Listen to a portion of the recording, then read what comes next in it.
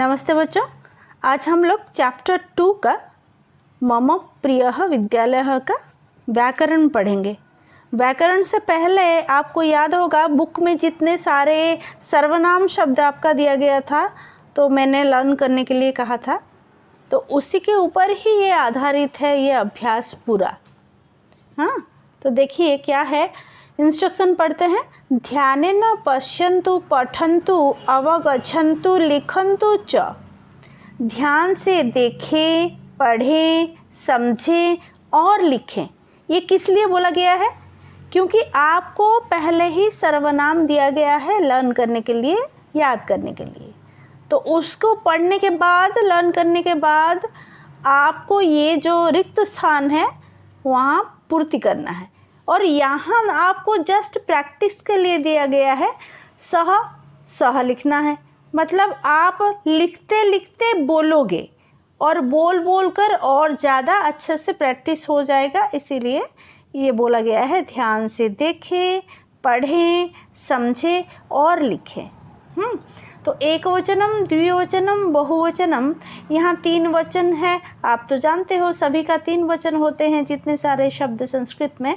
तो यहाँ देखिए तत् का पुंगलिंग का देखिए दिया गया है सह, आपको लिखना है सह, तो लिखना है, फिर ते लिखना है। हाँ, तो देख कर ही लिखना है, इसमें कोई प्रॉब्लम नहीं होना चाहिए। फिर स्त्रीलिंग में दिया गया है तत् का सा लिखना है, फिर ते लिखना है, ताहा लिखना है। ऐसे कीम शब्द का पुंगलिंग का दिया गया है कह, कौ लिखना है, फिर के लिखना है। नेक्स्ट है कीम का स्त्रीलिंग के, कहा। तो के, कहा आपको भी देखकर लिखना है। तो लिखने के द्वारा क्या अभ्यास होगा, इसीलिए आपको ऐसा दिया गया है अभ्यास करने। नेक्स्ट है एतत् शब्द का पुंगलिंग दिया गया है एषः, एतौ, एते।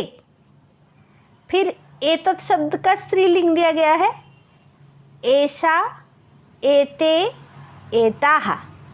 क्लियर हो गया सब? इसमें कोई संदेह की बात नहीं, क्योंकि आपको देख कर ही लिखना है। एक तरह का हैंडराइटिंग प्रैक्टिस भी हो जाएगा और सर्वनाम का उच्चारण और अच्छा से याद भी हो जाएगा, है ना।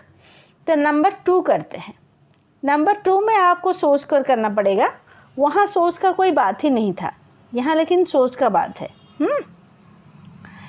उचित सर्वनाम पदैहि, उचित सर्वनाम पदों के द्वारा रिक्त स्थानानि पूरयन्तु, रिक्त स्थानों को पूरा करें। पहले पुंगलिंगे दिए गए हैं, यानी पुंगलिंग में एषः बालकः, द्विवचन में हुआ एतौ बालकौ, बहुवचन में क्या है एते बालकः। फिर अगर हम इसको प्रश्न बनाएं तो क्या होगा, कीम शब्द का प्रयोग करेंगे। कीम जो सर्वनाम, उसका प्रयोग प्रश्न बनाने के लिए होता है। तो यह कौन है आएगा, एषः बालकः, यह बालक है। तो हम अगर प्रश्न पूछेंगे तो क्या होगा, यह कौन है, तो हुआ एषः कः। ऐसे ही प्रश्न बनाने का तरीका भी यहाँ समझाया गया है। एतौ बालकौ, दोनों बालक है। दोनों कौन है, तो एतौ कौ। नेक्स्ट देखिए बहुवचनम में एते बालकः, ये सब बालक है। तो ये सब कौन है, तो बहुवचन में होगा के, तो एते के। ऐसे ही स्त्रीलिंग में करते हैं। नेक्स्ट स्त्रीलिंगे एषा बालिका, तो क्या प्रश्न होगा, एषा का, फिर एते बालिके, प्रश्न क्या होगा, एते के।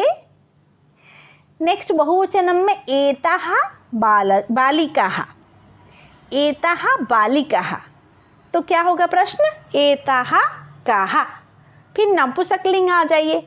नपुंसकलिंग में एतत् पुस्तकम, यह किताब है।